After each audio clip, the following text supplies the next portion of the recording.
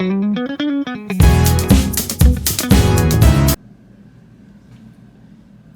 friends, welcome to Medical Melodies with Dr. Dharam.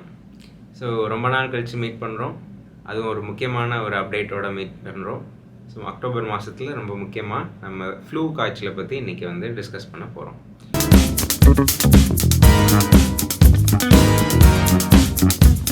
So flu காய்ச்சல் உங்களுக்கு எல்லாம் தெரியும்னு நினைக்கிறேன். இன்ஃப்ளூயன்ஸா வைரஸ்னால் வர்றது. இன்ஃப்ளூயன்ஸா வைரஸ்ன்றது ஆயிரக்கணக்கான வைரஸ்களில் அது ஒரு முக்கியமான வைரஸ். ஸோ காமன் கோல்டுக்கும் இன்ஃப்ளூயன்ஸாவுக்கும் என்ன டிஃப்ரென்ஸ்னு பார்த்தீங்கன்னா, காமன் கோல்டுன்றது அந்த 1000 வைரஸில் ஏதோ ஒரு சாதாரண வைரஸ் வந்து உண்டு பண்ணக்கூடிய இன்ஃபெக்ஷன் வந்து நம்ம நார்மல் காமன் கோல்டுன்னு சொல்லுவோம். இன்ஃப்ளூயன்ஸான்னு நம்ம எப்போ வந்து சஸ்பெக்ட் பண்ணுவோம் அப்படின்னு பார்த்தீங்கன்னா, ஒரு ஹை கிரேட் ஃபீவர், அதாவது ரொம்ப கடுமையான ஜுரம், கடுமையான உடல் சோர்வு, கடுமையான மூச்சுவிட கஷ்டம், இது மாதிரியான விஷயங்கள் வந்து ப்ரெசென்ட் ஆகும்போது அது வந்து நம்ம இன்ஃப்ளூயன்ஸான்னு நம்ம சஸ்பெக்ட் பண்ணுவோம். ஸோ ஃப்ளூ காய்ச்சல் வந்து எதனால் வருதுன்னு சொல்லியிருக்கேன். இன்ஃப்ளூயன்ஸா வைரஸ் அப்படின்ற ஒரு வைரஸ்னால் வருது. இது வந்து காற்று வழியாக ஸ்ப்ரெட் ஆகக்கூடிய வைரஸ். ஸோ காற்று வழியாக ஸ்ப்ரெட் ஆகும்போது இது வந்து நம்ம பக்கத்தில் இருக்கவங்களுக்கோ இல்லை நம்ம வெளியில் போகிற இடத்துல யாருக்காவது சளி இருமல் ஜுரம் இருந்தாலோ அவங்கள்ட்ட இருந்து ஈஸியாக நம்மளால் எடுத்துக்கக்கூடிய ஒரு வைரஸ்.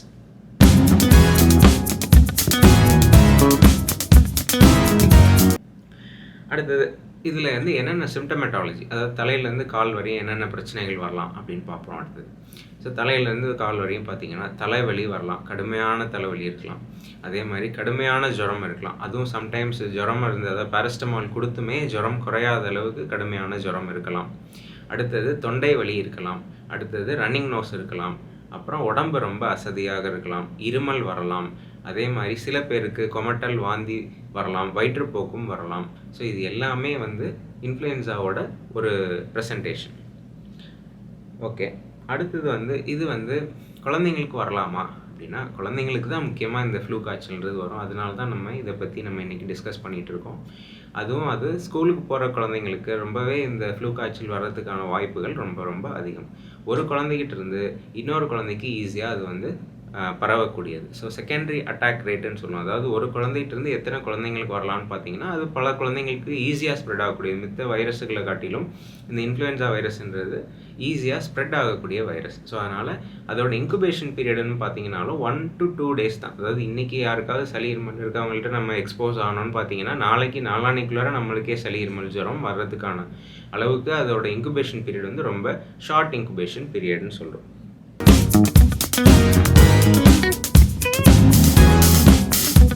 ஸோ இது வந்து யாருக்கு ரொம்ப பாதிப்புகளை ஏற்படுத்தும் அப்படின்னு பார்த்தீங்கன்னா, இம்யூனோ காம்ப்ரமைஸ்டு பர்சன்ஸ்ன்னு சொல்லுவோம். அதாவது அவங்க உடம்புல எதிர்ப்பு சக்தி கம்மியாக இருக்கக்கூடிய தொந்தரவுகள் உள்ளவங்களுக்கு இது வந்து ரொம்ப பல பிரச்சனைகளை ஏற்படுத்தும். அதனால அவங்க ரொம்ப காஷியஸாக இருக்கணும். அதே மாதிரி ஏற்கனவே ஆஸ்துமா போன்ற தொந்தரவுகள் இருக்கக்கூடியவங்களுக்கு அதிக பிரச்சனைகளை இது ஏற்படுத்தலாம். அதே மாதிரி ஹார்ட் சம்மந்தமான பிரச்சனைகள், கிட்னி சம்மந்தமான பிரச்சனைகள் உள்ள குழந்தைங்களுக்கு இது அதிக தொந்தரவுகளை ஏற்படுத்துவதற்கான வாய்ப்புகள் உண்டு.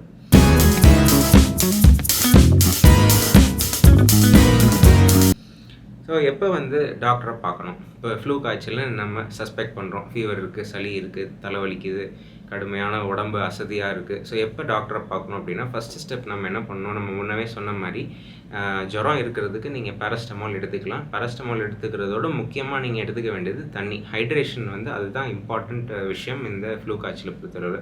எவ்வளோத்துக்கு எவ்வளோ நம்ம ஹைட்ரேட் பண்ணிக்கிறோமோ அவ்வளோத்துக்கு எவ்வளோ உடம்பு அசதி இல்லாமல் இருக்கும், யூரின் அவுட்புட் இம்ப்ரூவ் ஆகும். அதே மாதிரி ஜுரமும் வந்து சீக்கிரம் 2 to 3 days குறைஞ்சிடும்.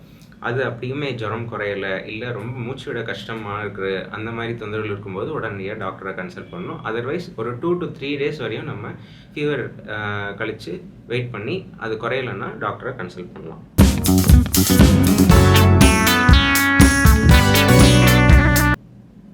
ஸோ இது வந்து என்னென்ன விளைவுகளை ஏற்படுத்தலாம், இந்த இன்ஃப்ளூயன்ஸா வைரஸ்ன்றது என்னென்ன பிரச்சனைகளை ஏற்படுத்தலாம்னு பார்த்தீங்கன்னா, முன்னவே சொன்ன மாதிரி இது வந்து ரைனோசைனோசைட்டிஸை உண்டு பண்ணலாம். அதே மாதிரி உள்ளுக்குள்ளார, அதாவது நெஞ்சுக்குள்ளார நிமோனியா சளியை ஏற்படுத்தலாம். சில சமயம் காது இன்ஃபெக்ஷனை ஏற்படுத்தலாம். இந்த மாதிரி நிறைய விஷயங்களை வந்து இந்த இன்ஃப்ளூயன்ஸா வைரஸ் ஏற்படுத்தலாம்.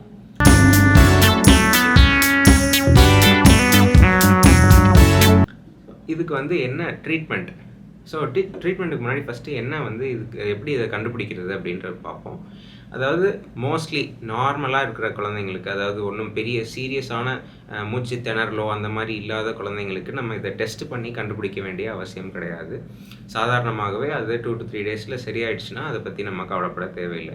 யாருக்கு நம்ம த்ரோட் ஸ்வாப் போன்ற டெஸ்ட்டுகள் பண்ணுவோம் அப்படின்னு பார்த்தீங்கன்னா, ரொம்ப முடியாமல் இருக்கவங்களுக்கு, ஐசியூவில் இருக்கிற குழந்தைங்களுக்கு, அவங்களுக்கு நம்ம த்ரோட் ஸ்வாப் எடுத்து அதில் வந்து இந்த இன்ஃப்ளூயன்ஸா வைரஸ்ன்றது இருக்கா அப்படின்றத நம்ம கண்டுபிடிப்போம். அதர்வைஸ் இது வந்து ஜஸ்ட் சிம்டமேட்டிக் ட்ரீட்மெண்ட் தான். என்ன தொந்தரவு இருக்கோ அதுக்கு மருந்து கொடுத்தாலே இது சரியாயிடும். ஸோ என்ன மாதிரியான மருந்துகள் கொடுக்கலாம் அப்படின்னு பார்த்தீங்கன்னா, நான் முன்னவே சொன்ன மாதிரி ஹைட்ரேஷன், அதாவது தண்ணி, நீர் சத்து உடம்புல குறையாமல் பார்த்துக்கணும். அடுத்தது பேராசிட்டமால், ஃபீவர் இருக்குது, தலைவலி இருக்குது அப்படின்னா பேராசிட்டமால் நம்ம எடுத்துக்கலாம். இதை தவிர ஆன்டி வைரல் ட்ரக்ஸ் தேவையா அப்படின்னு பார்த்தீங்கன்னா, மோஸ்ட்லி வந்து நார்மலாக உள்ள குழந்தைங்களுக்கு ஆன்டி வைரல் ட்ரக்ஸ் ஒசல்டாமிவர் போன்ற மருந்துகள் வந்து அவசியம் இல்லை. யாருக்கு நம்ம அதை ப்ரிஸ்கிரைப் பண்ணுவோம் யூஸ்வலாக அப்படின்னா, ரொம்ப சிக்காக இருக்கவங்க, ஐசியூவில் இருக்கவங்களுக்கு அதை வந்து நம்ம ப்ரிஸ்கிரைப் பண்ணுவோம்.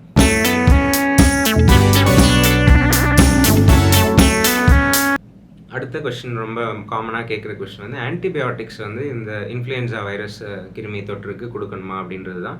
ஸோ முன்னவே சொன்ன மாதிரி இது வந்து ஒரு வைரஸ் அப்படின்றதுனால ஆன்டிபயோட்டிக்ன்றது வேலை பார்க்காது. ஆனால் சில சமயங்களில் செகண்டரி பாக்டீரியல் இன்ஃபெக்ஷன் ஏற்படும் நேரத்தில் நம்ம வந்து பாக்டீரியல் ஆன்டிபயோட்டிக்ஸ் வந்து ப்ரிஸ்கிரைப் பண்ணுற அவசியம் வரலாம்.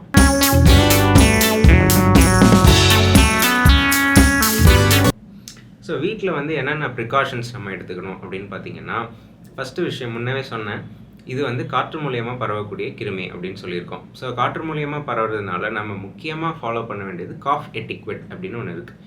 நான் வந்து இப்போ ஓபியில் பார்க்குற குழந்தைங்க நிறையா பேருக்கு பார்த்தீங்கன்னா, அதை வந்து நான் வந்து சஜஸ்ட் பண்ணிகிட்டு இருக்கேன்.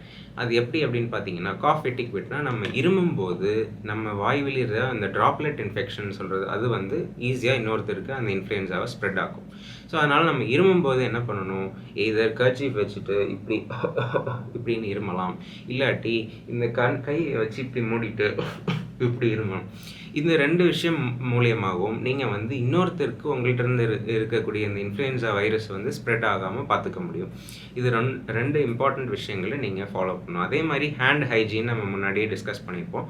அது ஹேண்ட் ஹைஜீன் அப்படின்றது எல்லா விதமான இந்த வைரஸ் ஸ்ப்ரெட்டையும் வந்து தவிர்க்கும். கையை நல்லா சோப் போட்டு கழுவிட்டிங்கன்னா அந்த இன்ஃபெக்ஷன் ஸ்ப்ரெட்டை வந்து நம்ம ப்ரிவென்ட் பண்ணுவோம்.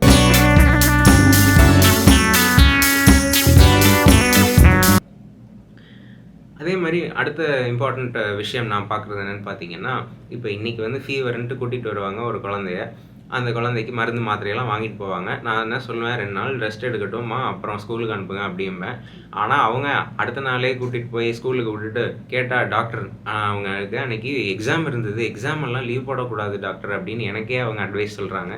ஸோ யூஸ்வலாக நான் அட்வைஸ் பண்ணுறது என்ன அப்படின்னா, ஃபீவர் ஆரம்பிக்கிறதுக்கு ஒரு நாள் முன்னாடியிலிருந்து காஃப் குறையிற வரையும், அதாவது ஒரு 2 to 3 டேஸ் வரையும் அவங்களுக்கு வந்து இந்த ஸ்ப்ரெட் ஆகிறதுக்கான சான்சஸ் வந்து ரொம்ப அதிகம். அப்படின்னும்போது நம்ம அந்த நேரத்தில் வீட்டில் வச்சுக்கிட்டா அவங்களுக்கும் கம்ஃபர்டபுளாக இருக்கும், அவங்களுக்கு சீக்கிரமாகவும் சரியாயிடும். ஸோ வந்து யூஸ்வலாக ஃபீவர் முடிஞ்சு 24 hours கழித்து நீங்கள் ஸ்கூலுக்கு அனுப்புறது தான் ஐடியல் டைம் வந்து ஸ்கூலுக்கு போகிறது.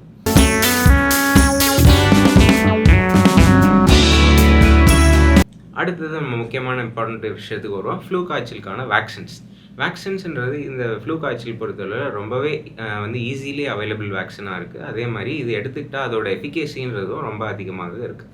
இது எப்போ எடுத்துக்கணும், யார் எடுத்துக்கணும் அப்படின்னு பார்த்தீங்கன்னா, நம்ம ஏபி ஷெட்யூல் படி பார்த்தீங்கன்னா 6 மாதத்தில் ஒரு ஊசியும், அதாவது குழந்தை 6 மாதமாக இருக்கும்போது ஒரு ஊசியும், 7 மாதத்தில் இருக்கும்போது இன்னொரு ஊசியும் போட்டுட்டு, அதுக்கப்புறம் வருஷம் இந்த ஃப்ளூ காய்ச்சல் பரவுறதுக்கு முன்னாடி மாதத்தில் இதை வந்து நம்ம 5 வயசு வரையும் ஒரு வருஷமும் எடுத்துக்க சொல்கிறது தான் காமனாக நம்ம சஜஸ்ட் பண்ணுறது.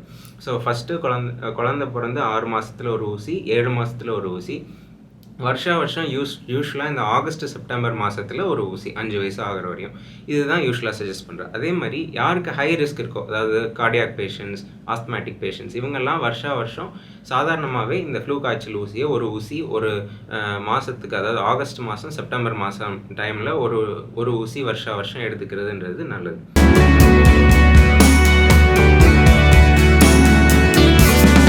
அடுத்த கொஸ்டின் நீங்கள் கேட்கலாம், ஏன் வந்து நம்ம வருஷம் இந்த ஊசி எடுத்துக்கணும் அப்படின்றது. ஏன் அப்படின்னா இந்த ஆன்டிஜெனிக் ஷிஃப்ட், ஆன்டிஜெனிக் ட்ரிஃப்ட்ன்றது இருக்குது இந்த இன்ஃப்ளூயன்ஸா வைரஸை பொறுத்தளவில். அது என்ன பண்ணும் அப்படின்னா உருமாறிக்கிட்டே இருக்கும். ஸோ அப்போ இந்த வருஷம் இருக்கிற மாதிரி அடுத்த வருஷம் அந்த வைரஸ் இருக்காது, அடுத்த வருஷம் இருக்க மாதிரி அதுக்கு அடுத்த வருஷம் இருக்காது. ஸோ அந்த வருஷத்துக்கு எந்த வைரஸ் ஸ்ப்ரெட் ஆகுதோ அந்த வைரஸுக்கான ஊசிகள் தான் வந்து நம்ம எடுத்துக்கணும். இதுதான் நம்ம புரிஞ்சுக்க வேண்டியது.